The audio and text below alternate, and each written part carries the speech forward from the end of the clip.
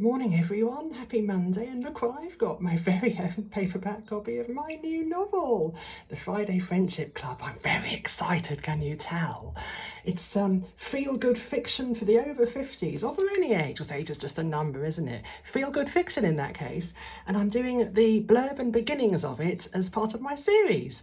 So here's the blurb for The Friday Friendship Club. The lives of prime-time friends Leonora, Selina and Dorothea are about to take a very interesting turn. Leonora discovers her husband is having an affair and struggles to come to terms with this crushing blow. Selina is about to meet the love of her life, but is utterly unprepared for the heartbreak it might bring.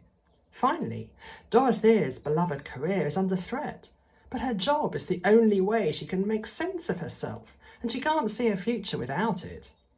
Can the three friends support each other through life's challenges? And is there the slightest chance of a happy outcome for any of them? That's the blurb, and this is the beginning, and this is the start of Leonora's story. Chapter 1, January, Leonora. Friday night, and Leonora was running late as usual. Her boss had decided there was something urgent Leonora had to do, just as she was about to leave. She'd given him the look, but he hadn't paid a blind bit of attention. So she'd been forced to fulfil the pointless task before grabbing her handbag and rushing out of the office. She'd heard his shouted, "Thank you," just before the door clicked shut behind her, but she hadn't bothered to go back inside to acknowledge him. It would only have wasted time.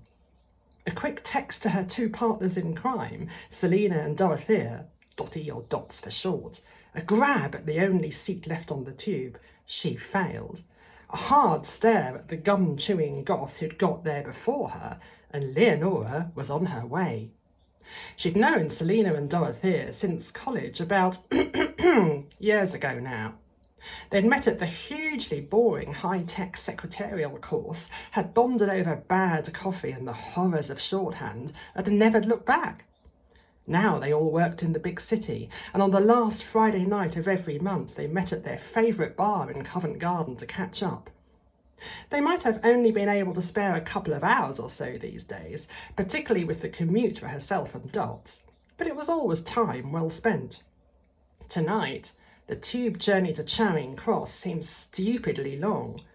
This wasn't made any more bearable by the fact that nobody in Leonora's carriage seems to have remembered to wash this morning.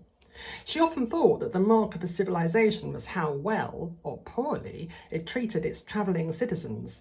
In this regard, the UK looks set to fail pretty damn spectacularly very soon.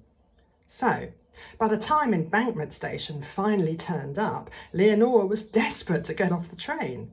She only made it by a matter of seconds before the doors closed again. The angry glare she gave the man who'd not moved for her until the last minute went unnoticed as he was too busy staring at his phone.